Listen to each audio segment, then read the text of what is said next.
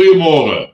Dit is Dinsdagoggend 18 November 2025 en ek groet julle hartlik hier vanaf die walle van die Groot Rivier.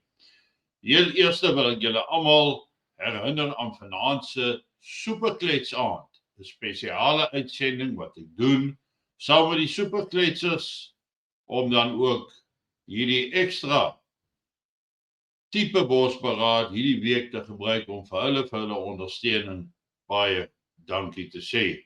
Ons gaan gesels 'n bietjie rondom die vervangingsteorie. Ons gaan wêreldwyd kyk. Ons gaan 'n bietjie kyk na die bedreiging wat Islam vir ons inhou hier in Suid-Afrika en wêreldwyd. Sowel, ons gaan nog meer uitbrei oor die onderwerp van vandag. Die toekoms van Suid-Afrika se nasionale weermag. Nou, dis geruime tyd al dat almal waarsku en praat oor die verval van die weermag en dit sluit natuurlik in die leer, die lugmag en die vloot. En net nou die dag het ek genoem dat die vloot nou nie meer 'n skip het wat tans seevaardig is en kan enigstens gebruik word om ons kuste te beveilig nie. Mense het hierdie toegeskryf aan 'n gebrek aan inisiatief, 'n gebrek aan finansies, of 'n onvermoë om enige vorm van bedreiging teen Suid-Afrika huidiglik in te sien. Hoe dit ook al sy, klagtes het nou al menigmaal gekom van 'n sekere reeks van generaals af. Almal ken die verhaal van generaal Mangwanasi rondom die polisie, die korrupsie, die inmenging van politiek in die polisieeringsstelsel en politieke inmenging in wie word vervolg en wie word nie vervolg nie. Dan het 'n mens gesien dat daar al sulke murmureringe van 'n verskeidenheid van generaals was oor onvoldoende fondse. Maar ek dink die een wat die bom nou ernstig laat bars op hierdie situasie is hierdie vlootadmiraal Monde Lubise. Hy het nou in 'n toespraak het hy die volgende geskryf of gesê en hy sê, hy waarsku dat daar aanpatriotiese regeringsleiers is, nie onpatriotiese leiers buite die regering nie. Hy sê onpatriotiese leiers binne in die regering van nasionale eenheid en dan sê hulle is selfs wat 'n blinde oog draai na maritieme misdaad. En dan sê hy, they endangering the Navy and the SADF while pushing for privatization. Daar lê die sleutel van Lubise se klag. Pushing for privatization. Met ander woorde. En dit tref my skielik. As jy gaan kyk na die misdaadsyndikaate, die mag wat ministers ensovoorts ingehou het, natuurlik sal dit die perfekte ding wees om sekere gedeeltes van die weermag as deel van 'n privaat sekuriteits- of sekuriteitsmaatskappy te beheer. Nou die regering wat sê daar's nie geld vir onderhoud en daai tipe van goed nie, sou hierdie dinge geprivatiseer word, dan gaan die regering in elk geval die kontrakteur wat die kontrak kry vergoed. Maar wat gaan dit beteken?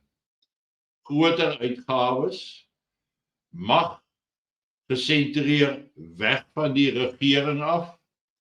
Ons gaan sien dat dat totaal beheer verloor oor gaan word en natuurlik dat daar geweldige misbruik van mag in die proses sal plaasvind. Moet nou nie blind staar teen wat hier gesê word nie, maar hierdie privatisering van die vloot waarteen hy waarsku of wat hy dan uitgelig het, is so trou aan waar daar 'n rookie trek, brand 'n vuurtjie.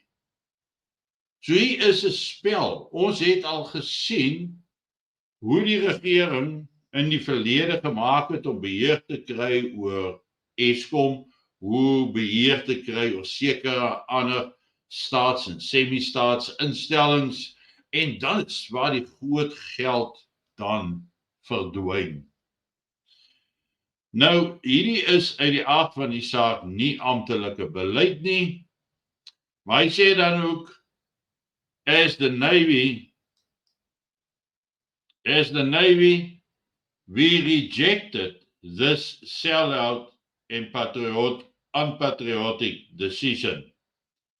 Dan sê hy, attempts have been made by certain government departments to bring a foreign company to come and patrol our waters. Net verlede week het ek gesê, wat soek Sina by die brug? Wat soek hy in Simonstad met die herstel van die oorlogskepe? So, dit is nie net noodwendig dat dit 'n privaat sekuriteitsmaatskappy wees nie, maar dit kan ook 'n Chinees gefundeerde proxy van soorte wees wat dit dan beheer en bestuur. En op die een of ander wyse moet daar vergoeding ten sprake wees en dit sal waarskynlik in die vorm van toegewings gemaak word.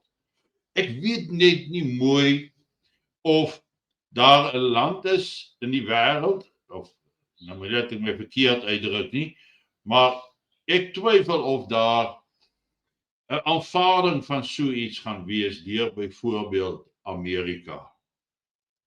En dan raak hierdie lang voorspelde hot war in South Africa nogals 'n volle moontlikheid. Maar ek is eintlik geskok as ek kyk van hoeveel vlakke af staar ons nou potensiële bedreigings in die gesig en wat dit uiteindelik vir ons land gaan beteken. En wat gaan dit uiteindelik vir my en jou op die grond beteken? En daaroor gaan ons onder andere vanaand ook 'n bietjie meer gesels, dat ons by daai lelike kernvraag uitkom. Die vraag wat niemand wil vra en niemand wil antwoord nie. Of althans, nie van 'n openbare platform af nie. Dan sê hy ook daar,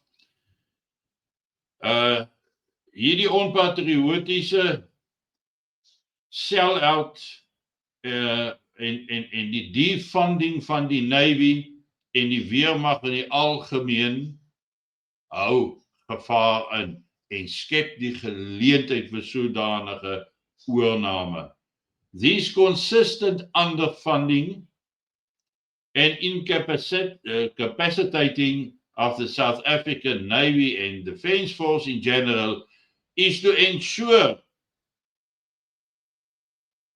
the success of the operations that undermine our nation.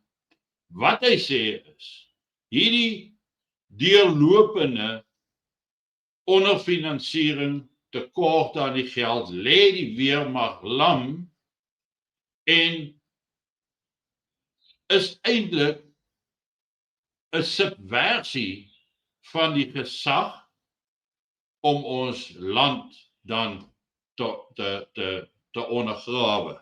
So hy sê hier dat hierdie underfunding is 'n doelbewuste poging sodat iemand anders, het sy dit 'n ander land is of 'n proxy mag van soorte is of dan 'n bende syndikaat is om dan mag oor Suid-Afrika se verdediging te kry. En dan praat hy 'n hele klompie van daai goede. Hy sê hier, should the SA Navy roles fall into private hands, the same government that